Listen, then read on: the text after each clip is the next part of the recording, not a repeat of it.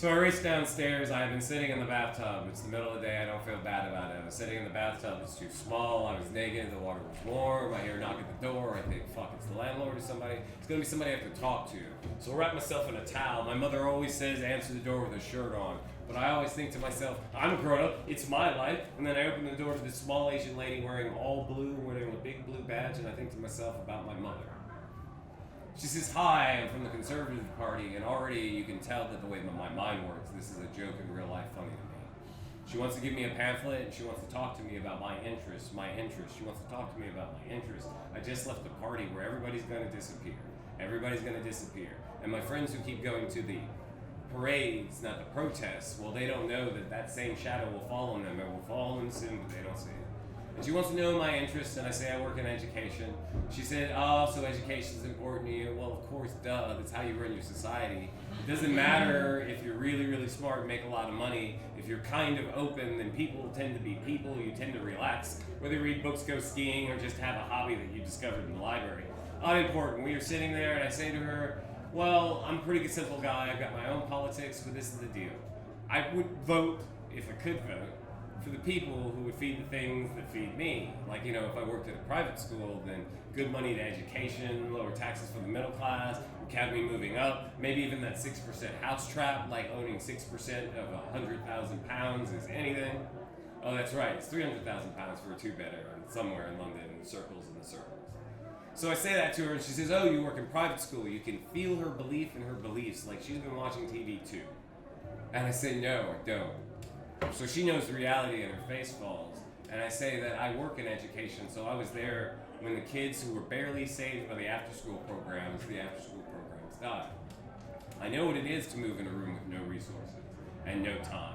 And the pushing from the top down, that if you could have a piece of paper and tell the message and tell it on TV and say it shortly and say, hey, we're all working together, it moves quickly and you can leave people behind.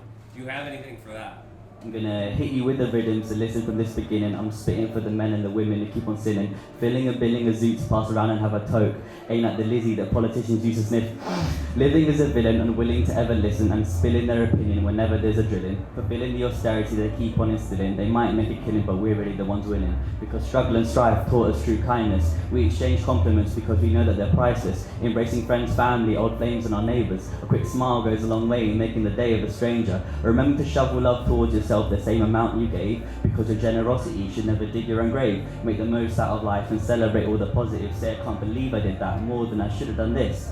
Good things come to those who wait, yeah sure, but my question to you is, well, what are you waiting for? I said to myself, I need self-confidence instead of self-loathing. I started writing lyrics to help myself begin growing. So like, instead of just sitting on my arse and doing out about it and running rings around the rhymes I've been spitting, I commit to bars because I don't want to quit. I'm a poetry addict more than I hate to admit. Take it in, take time, take a breath, rewind, take a breath, take time, take it in your mind. Find out what's missing and do your best living. Who am I kidding? I'm just a poet with a little rhythm.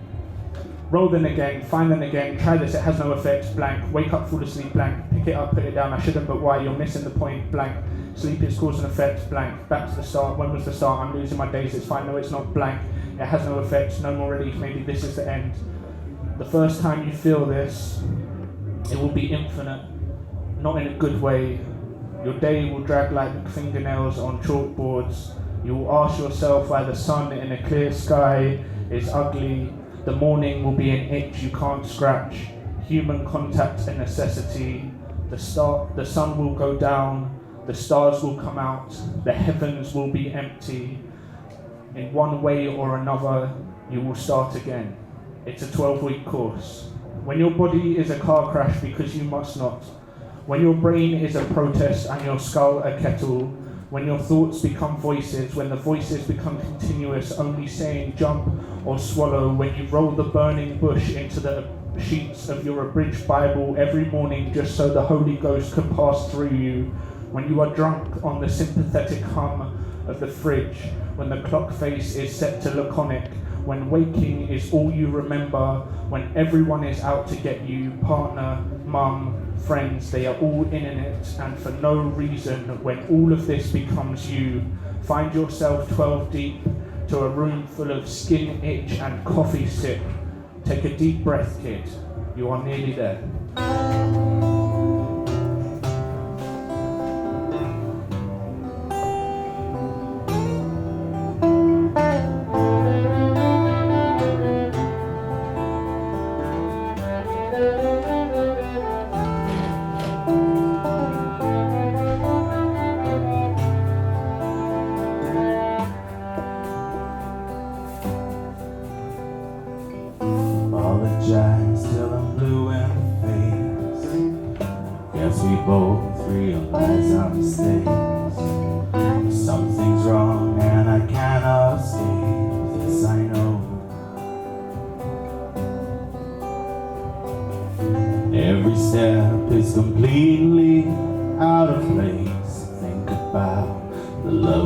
me through 2 weeks to cry all night.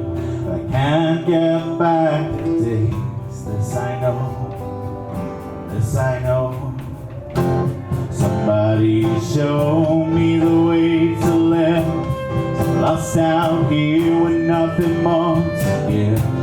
I see you everywhere I turn, and I guess I'll never learn. Don't cry, save your tears for someone better. How I wish that I never let you slip away straight through. And I guess I'll never learn.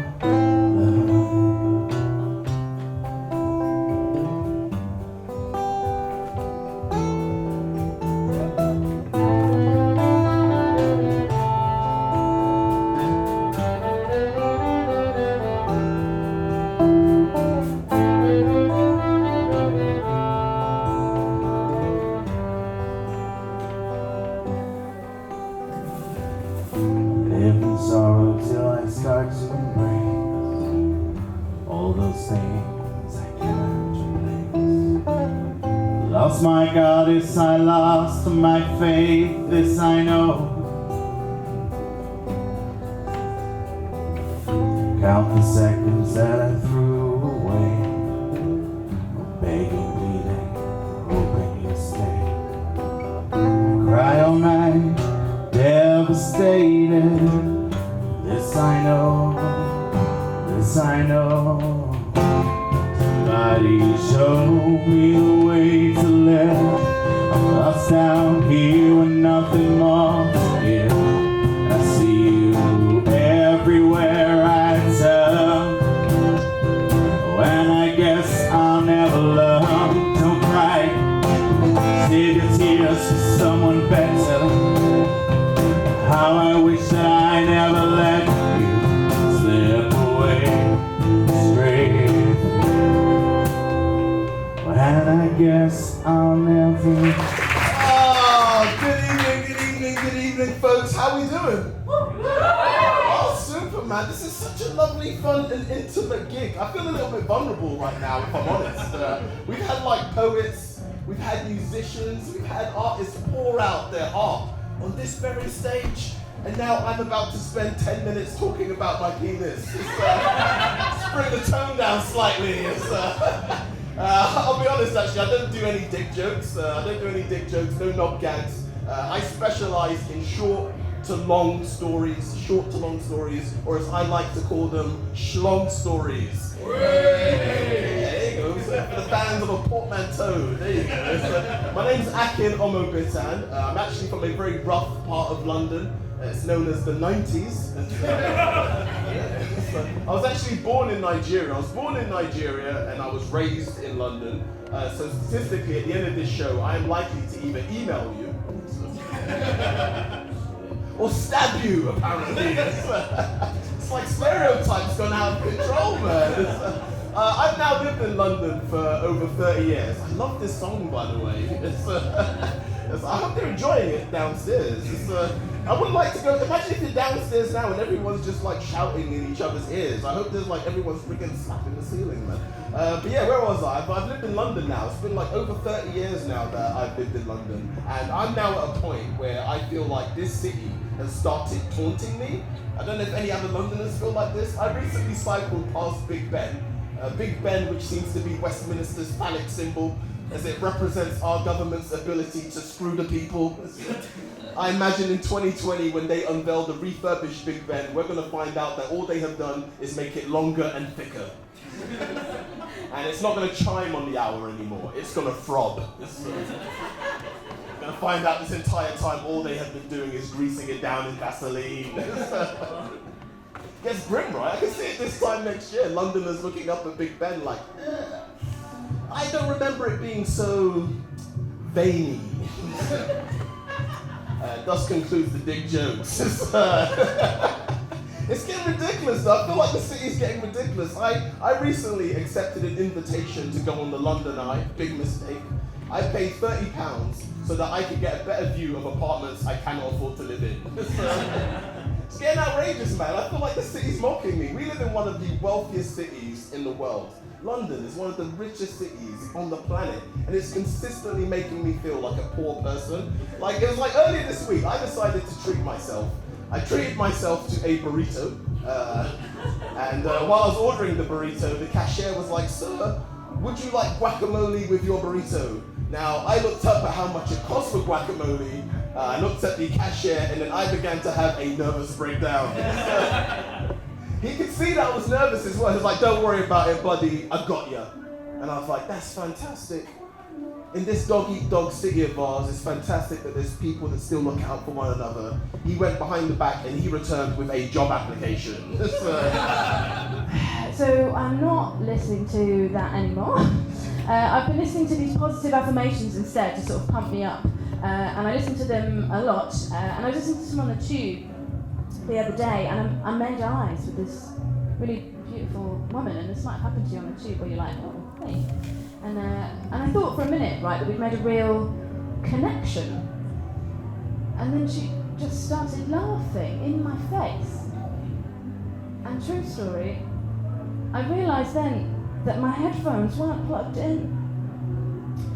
And my phone had just been blaring to the entire carriage. "You are an intelligent and likeable human being!" I didn't believe it, and neither did she. So I started cycling to work, guys. Can't bear the commute. But I first knew I was into women right when I was younger, and I was forced to knock on the door of this girl I fancied at school and sell her God. I like to call this story Knock Knock Knocking on Hazel's Door. I remember being really embarrassed, right, because my mum was stood at the end of the path watching me, ready to assess my performance. I've been forced to wear a floor-length skirt because God hates my sexy ankles. Look at them, horrendously sexy. Cannot wear sandals anymore, just end up pregnant. Right? But there I was on this doorstep, trembling with these Watchtower and Awake magazines. Now, if you're not familiar with the Watchtower and Awake, guys, high-end biblical literature, classic titles such as Is Life Worth Living? No, thanks, Mum. And I remember doing that knock. Don't be in. Don't be in. Don't be in. And then Hazel slowly opened the door. Oh, Hazel, right, I don't know if you remember your first crush, right, but my first crush was Hazel. She was amazing. She was white, blonde haired, blue-eyed. She was essentially my mum, but with a different vagina, so I was allowed to try and fuck her. Yeah. If I'm honest, Hazel was just one in a long line of straight girls in Wiltshire whose hair I've braided and sniffed, whilst they've complained to me about their boyfriends. Oh, don't. But I never really had like a big sexuality conversation with my mum. She discovered it in what we now call the infamous fingering incident of 1999. Don't know if you've ever had to be collected early from a sleepover before. Oh, don't know what's worse, right? The phone call or the silent ride home. Trying to resist the urge to sniff your fingers. We've all been there.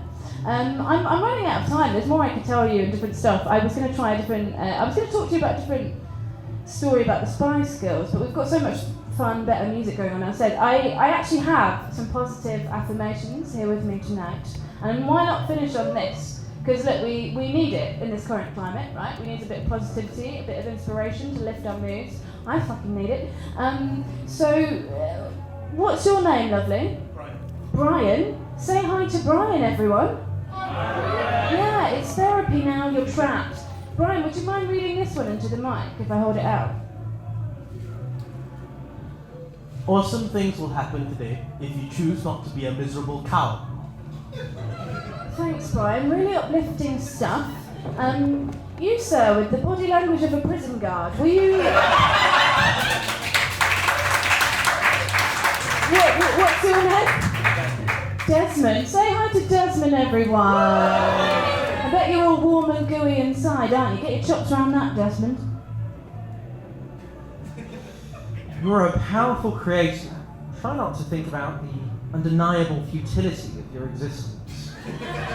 No one has ever done it that good. That's so good. Are you an actor? Amazing. Okay, we're going to go out with a bang. Let's get used to it. You've been so lovely. What's your name? Jake. Jake. Everybody knows Jake. Hi, Jake. Right, Jake, come on. When shit happens, turn it into fertilizer and grow yourself a bigger bush. Amen. Thank you very much. I don't wanna die. I sometimes wish I'd never been born at all. Carry on, carry on. And I'm not as strong as you think I am. I'm like a door that's falling off the hinges. I'm lost, all alone in the wilderness, stranded in the forest in a lightning storm. I'll pick up my finest brush, start tracing the lines, and you won't see me cry. Save me the speech and stay away from me. I will find my inspiration from the pain I feel inside. I'll paint a portrait of my broken heart on the canvas of my right forearm. Let my paintbrush leave its mark, 'cause I'm an artist, don't you know? No.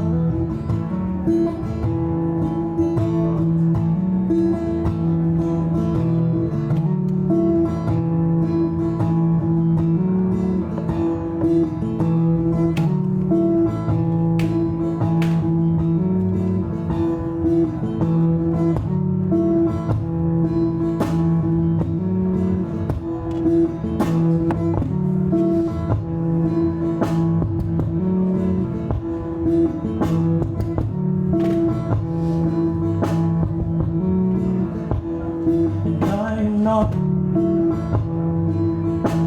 the person that I appear behind closed doors. I'm like a two-faced stranger.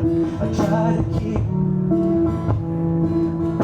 my head above the water, but the waves won't hold back, and the sharks are circling.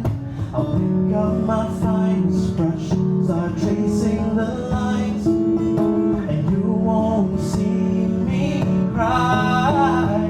Save me the speech and stay away from me. I will find my inspiration from the pain I feel inside.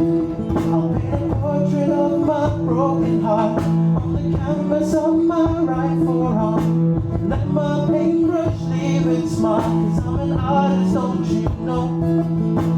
See my art, see my heart, see the paint rush down and color my shirt red. See my scars from this love, see my portrait under my shirt sleeves. For tonight, as you can see, there's no one behind me, it's just me. So you're gonna have to be the gospel choir of London tonight, but that's alright with you. Everyone say yeah. Everyone say yeah, come on. Yeah. So I'm gonna teach you something to sing, and whatever you do not stop singing until the song is done. Every time I do this back in Singapore, everyone stops when I stop doing it, and that doesn't help. So whatever I teach you to sing, keep singing through. Doesn't matter if you can sing or not. We're all here to have a good time. It's a Friday night. Who the fuck cares? So here we go. It goes like this. Sing it out, whoa, whoa, whoa, whoa. Sing it out, whoa, whoa, whoa. Come on, sing it so loud people downstairs wonder what's going on here. Come on. Whoa, whoa, whoa. Oh, scream it out. Whoa. Save me the speech and stay away from me. And I will find my inspiration from the pain I feel inside. I'll paint a portrait of my broken heart on the canvas of my right forearm. Let my paintbrush leave its mark, 'cause I'm an artist, don't you know? Come on, sing it loud and fun. Like all my insecurities,